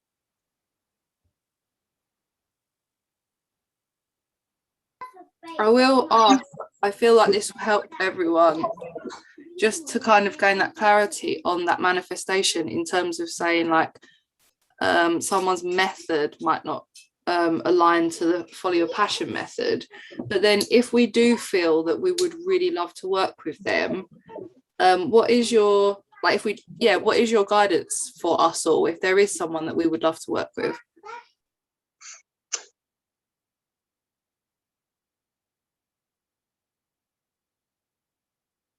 Follow your passion if you truly feel in resonance with that connection. Though you may ask yourself as well,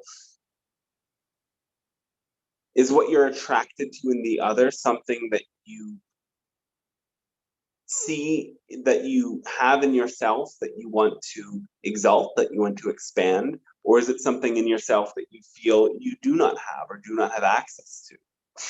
So you can, in that sense, work with somebody else to entrain in their resonance, to cultivate the same qualities that they have within yourself. So really, yes, follow your passion and understand that any work that you do is amplified, is more potent when you release the insistence on specific outcomes and simply allow things to be exactly what they are. Thank you. Love you. Our love and thanks to you as well. Are there any final questions from the chat as well? There's one last question. Okay. Hello. Am I through? Yes. Hello, Dante. Thanks for being invited here. Well, I was actually invited by Shani. Yes.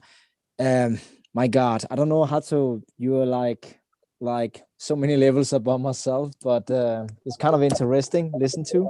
Yes. And my question towards you is like, if you like in your life were like totally lost about your passion in life, what would be the first step for you to do, if so? Well, the first step is to recognize that passion doesn't necessarily have to be a career, doesn't necessarily have to be a skill, doesn't necessarily have to be something big and grandiose. Passion is expressed in every moment. If you feel excited to go outside and take a walk, that is a manifestation of your passion. If you feel excited to pick up the phone and call a friend, that is an experience of passion. If you feel excited to read a book, to watch a program, to listen to a song, that can be a manifestation of your passion.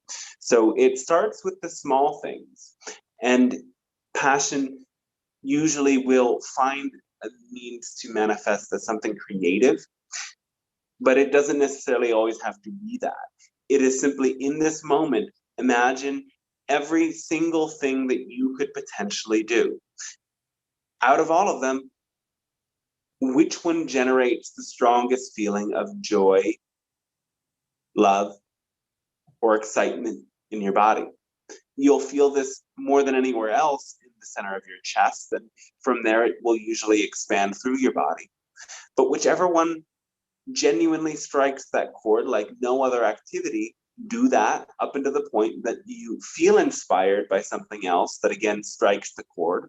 And again, when you are willing to adapt again and again to change paths as that feeling in your heart guides you to, you will build momentum and you will generate synchronicities that help you to veer off the many different pathways that come before you, leading you again to experiences that have even more passion than the ones you experienced before. So passion in this sense snowballs.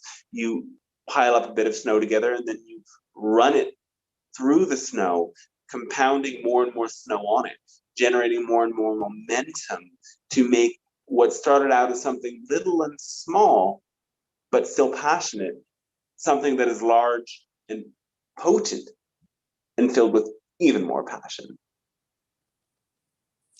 That's a good answer. Can you hear me? Yes. Okay, sure. Well, I think I have come so far in knowing what that is in some way,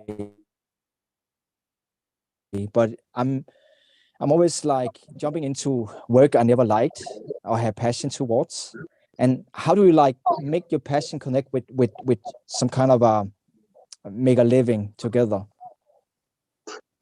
Well, making a living is in a sense still representative of passion, as it connects to your need to meet your needs, your thirst. We lost our words a second. Again, as working serves you in meeting your needs, that does represent passion. So if you can choose work that meets your needs, but also fills you with a greater sense of enjoyment, that will serve you more. But if you absolutely need a certain job for the money it brings, then accept it for the moment. And then what is more relevant is, in the other times, you choose to do what fills you with the most passion. Because if you surrender to a negative perspective about the work you're doing, you will have less energy to pursue your passion at other times. Now, understand that the formula, in this sense, as it connects to passion, is also about the way that you do things. And you can do work, whether or not you like the work at a fundamental level or not, in ways that are more or less passionate. Do you whistle while you work, or do you bow your head out as you do your work? That is up to you. Perhaps doing your work you can spice up by bringing in different frequencies, by thinking about different things as you do it, by having different perspectives as you do it, by bringing in things like music and art into the mix. Yeah. So that, well, something comes into me was like the work I do and still do, I feel it kind of mute my real being. Yeah. And I mean, I don't have, I know the time is limited and etc. But yeah, it's like I went to family constellation this spring, and we were like making analysis of our dreams, but also like we were like tuning into a true core of our being. And the core of my being is actually being a creator, or create something, be creative, doing art. That's my initial, and I always feel a great passion when I do art. But it's just always, I always stop myself in the process of jump into it. I felt like you have mentioned before towards the other people here about that we will meet or challenging in our way or low self-esteem and etc.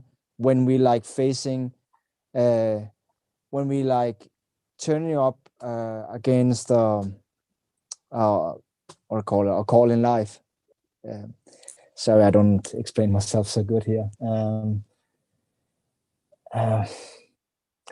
Anyways, yeah. Is there a different path of work for you that would allow you to feel you're bringing all of yourself into the picture? Well,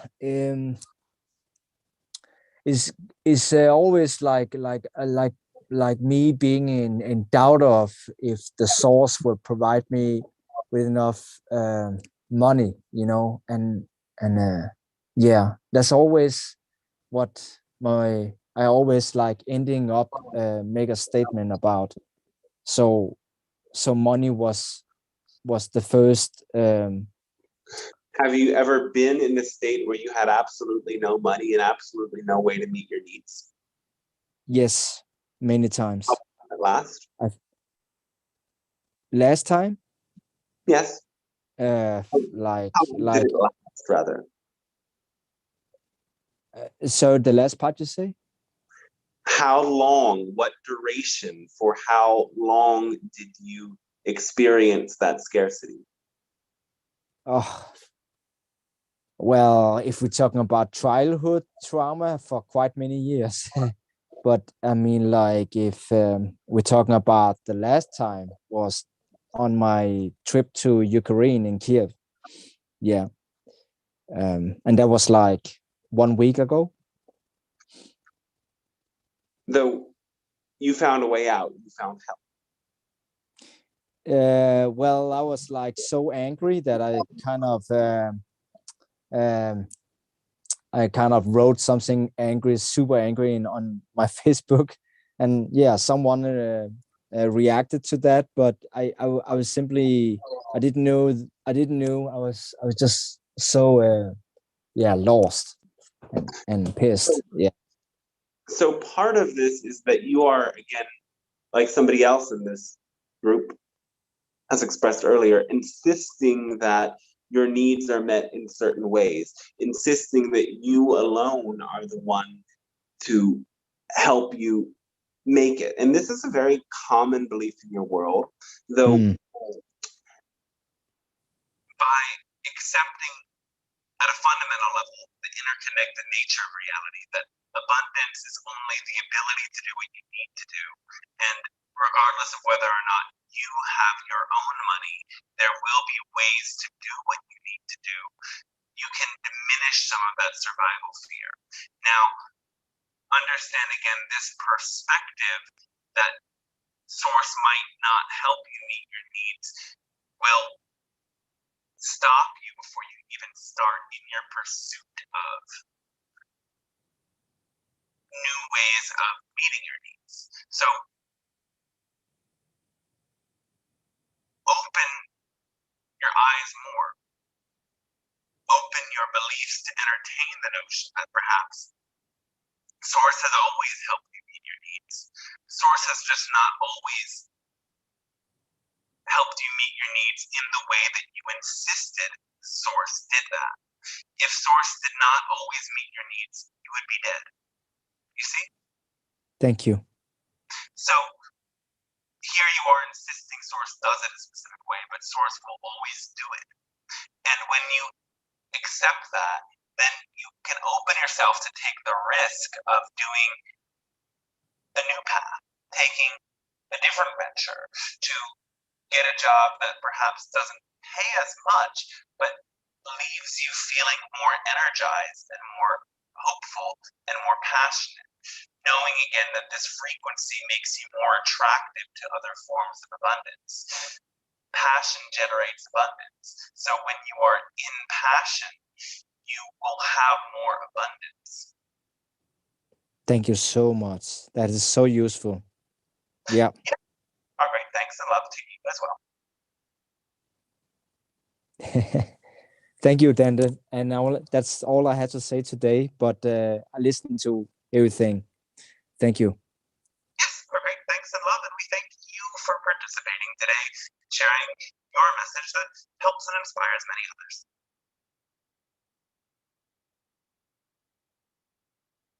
Oh, one more thing, by the way. You're saying that we had, if you want or like, you can give some kind of charity to this kind of forum. What would be like a minimum?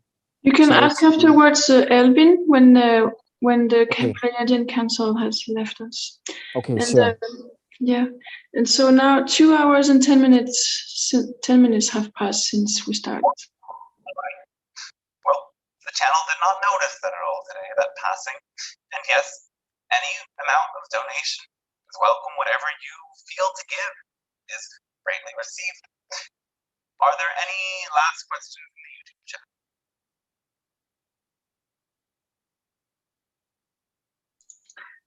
Yes, 1 moment.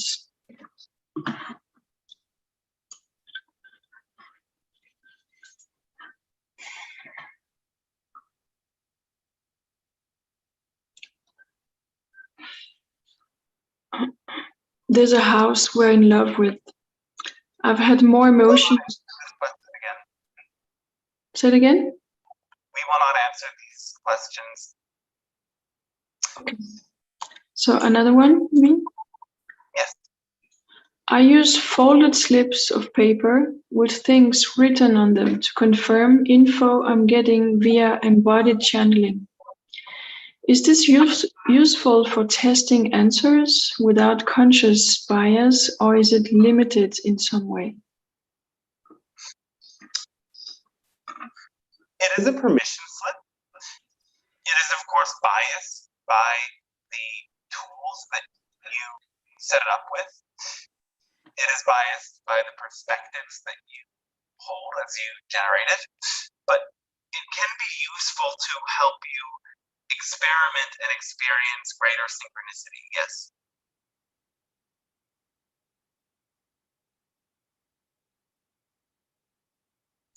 Thank you. That was it in YouTube chat. And we will say about the house seeking again, follow your passion and listen to your intuition.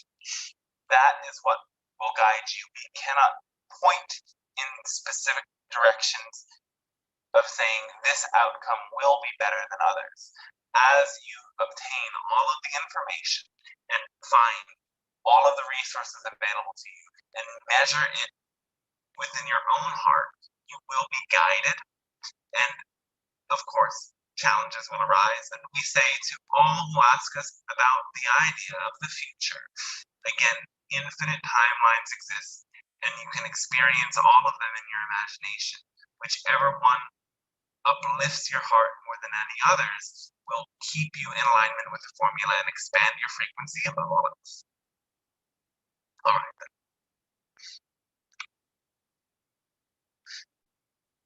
So let us take one moment for a closing final meditation. Closing your eyes, bring your focus into your body, taking deep breaths in and out.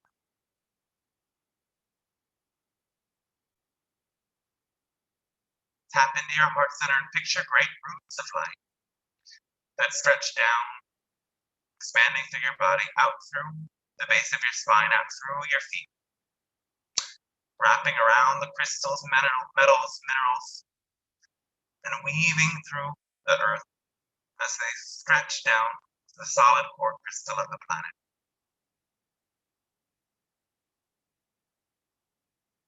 Feel this vibration radiating upwards through your body.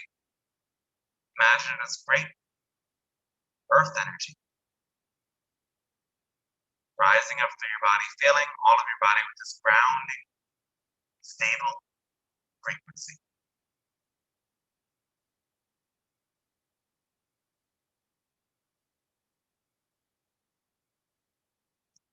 And imagine now a great pillar of light surrounding your body. Energy traveling outward through your head, up far beyond your sun, the galactic center. Picture this as a source of immense light. And see this energy field send radiant codes through all of the stars connected to your solar system and through your own sun. As a shower of light that enters through your crown chakra and mixes with the earth energy through your entire body.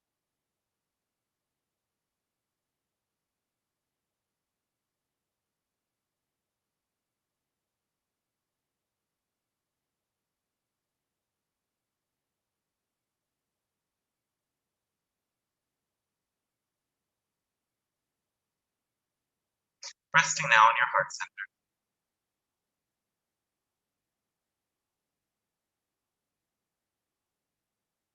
Invite your body to remember, to recall the last moment you felt great fear.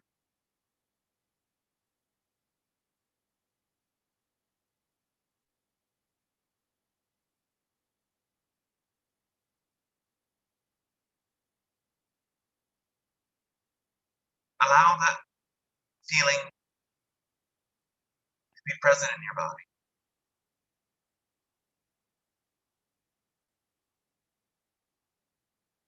Notice where it is positioned. Is it in your chest, in your face, in your gut, or somewhere else?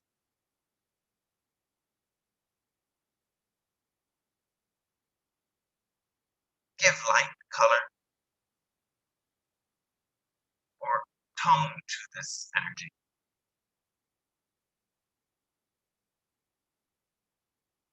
And as it is present there,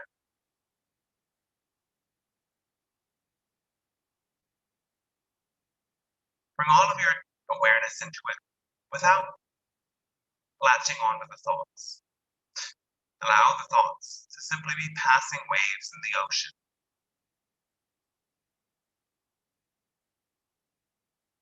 Remind yourself that this feeling is just that feeling, sensation.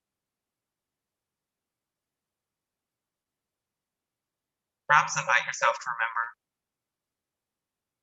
that this feeling is not an isolated thing. There are many moments that bring this feeling to the surface.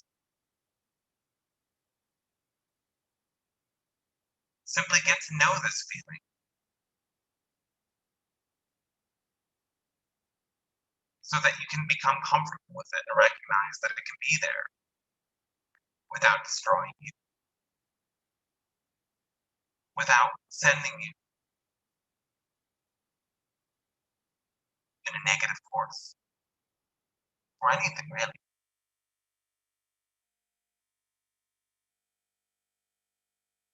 Get passionate about feeling this feeling. Recognize again, your feeling of it is healing.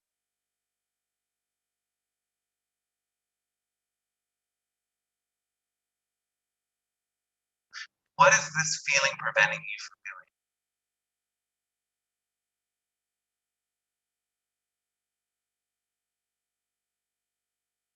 As you tap in greater to your spiritual heart,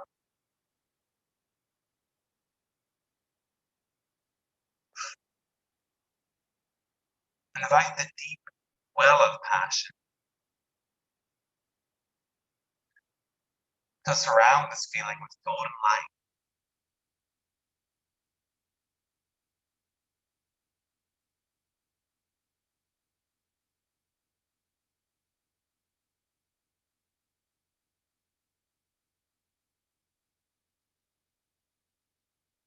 Know that by trusting that this feeling cannot harm you, and that if you can tap into your passion and act upon it despite it, it will move. Use this remembrance to reinforce your sense of connection to Source, beyond the limitation that your beliefs presuppose.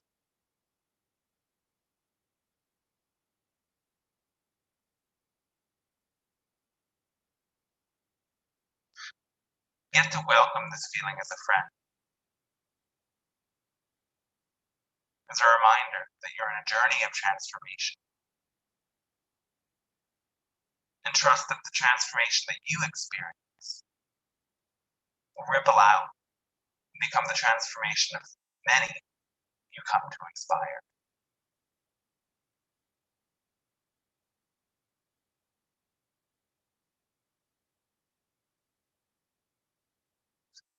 Imagine your heart blooming like a flower. Each of the petals representing a different aspect of your excitement.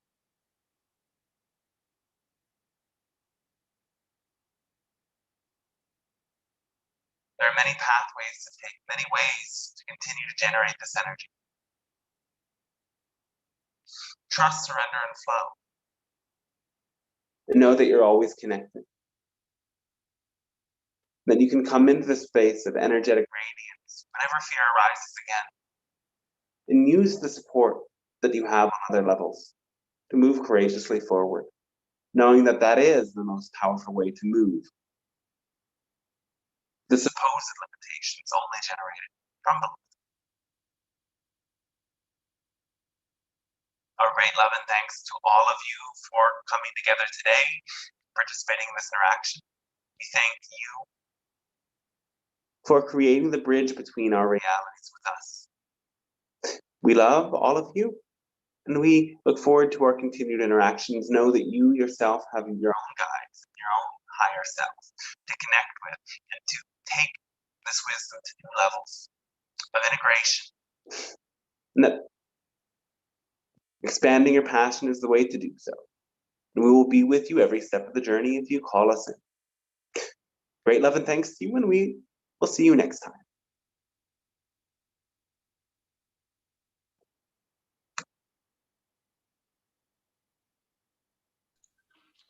Oy, oy, oy.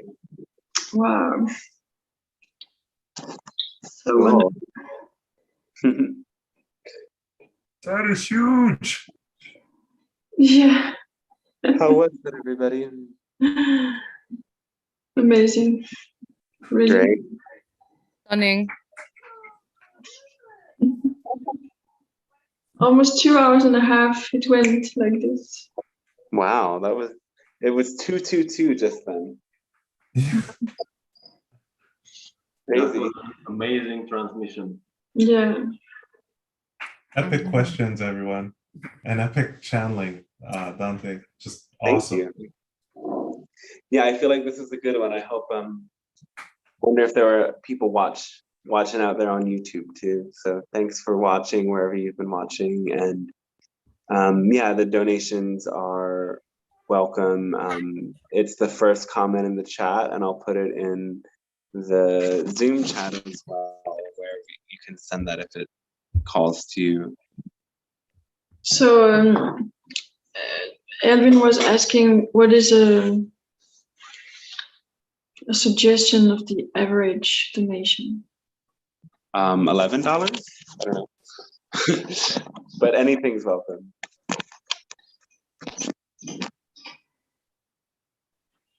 Yeah, anything is welcome.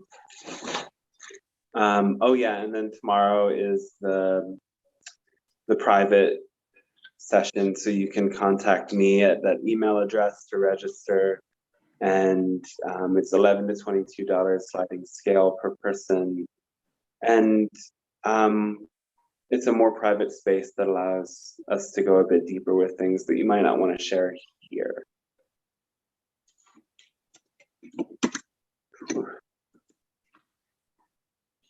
Dante, have you got a new camera? Mm-hmm. You look good. Is it better? It's so good. Like, your skin is just making me want to change my life. It's just that. Thank you. Yeah, I mean, I broke my phone last week, and then I just went out and got a new one, and I was like, I'm just gonna get the best secondhand phone that I can get. Great. Yeah, it's quite shiny, I guess. Nice. Well, thank you so much, Dante and everybody. I have to leave. Thank you so much. Thank you, Bastiani, for being an epic host and the great questions too. Yeah, good questions today. I think it really helped for a lot of people, whatever. I would definitely listen to this one again. Oh, good. Yeah.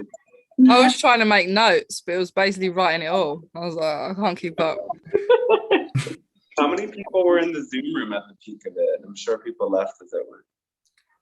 I think we were more than 8. Oh, cool. Yeah, 10, 12. Yeah. So also another way, if you don't, even if you donate or if you don't, sharing this with other people is a really great way to help the channel expand. And this information to reach and resonate with more people, I've just noticed over time. Well, I wasn't doing these sessions for a while, and I think the audience died down a little bit, but I'm trying to find out ways of getting more people involved and aware of this. So if you can share this with others on Facebook, on Instagram, or email, word of mouth, I really appreciate that. And it's an amazing way to help the channel, to help others, and to help the planet become more high vibe. Defo.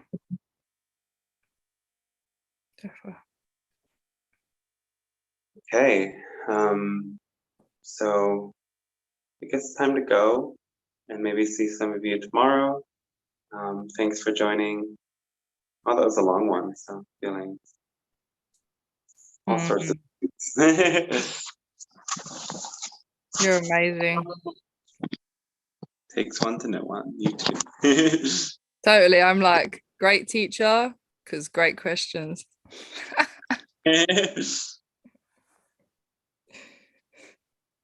All right, so catch you guys soon. And oh yeah, if you're interested in the channeling course, signing people up for that, and you don't even have to necessarily be in the group container to go through the course contents and take them at your own pace. So that's available as well. And DanteStarshine.com/course is the webpage about all of it. So yeah, but it doesn't say on the page what I just said, that you can do the contents of the course on your own without all of the packages listed there.